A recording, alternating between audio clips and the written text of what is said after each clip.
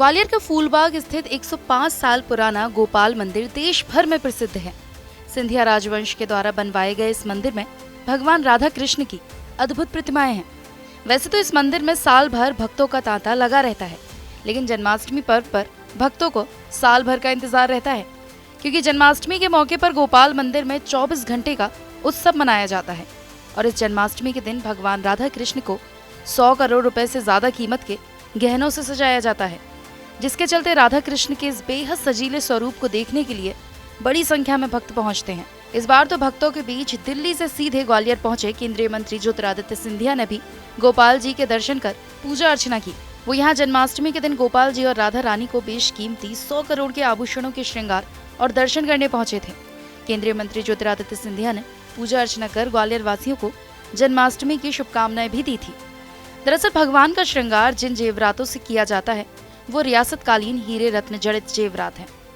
इन अनोखे जेवरों की कीमत लगभग 100 करोड़ रुपए से भी ज्यादा है।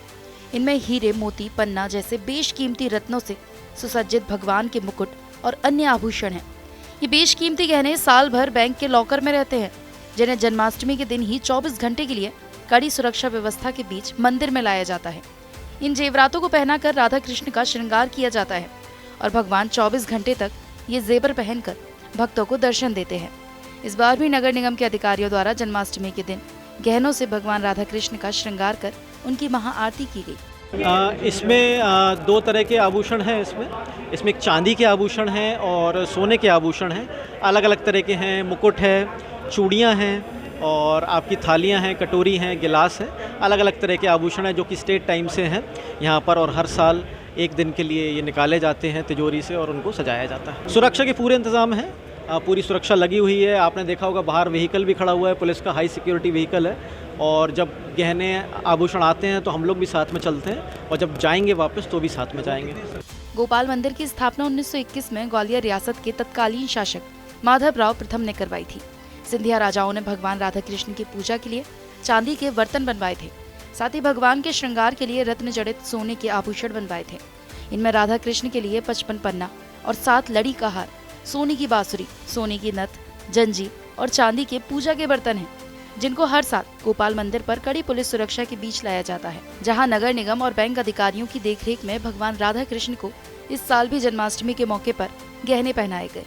इसके बाद गोपाल मंदिर को भक्तों के दर्शन के लिए खोला गया और मंदिर के चारों ओर कड़ी सुरक्षा व्यवस्था का इंतजाम भी किया गया। एक दिन के लिए निकाले गए इन आभूषणों को वापस बैंक में जमा कराने की जवाबदारी भी नगर निगम की ही रहती है। राधा कृष्ण का इन जेवरातों से श्रृंगार करने के बाद भक्त 24 घंटे तक भगवान के स्वरूप के दर्शन करते हैं।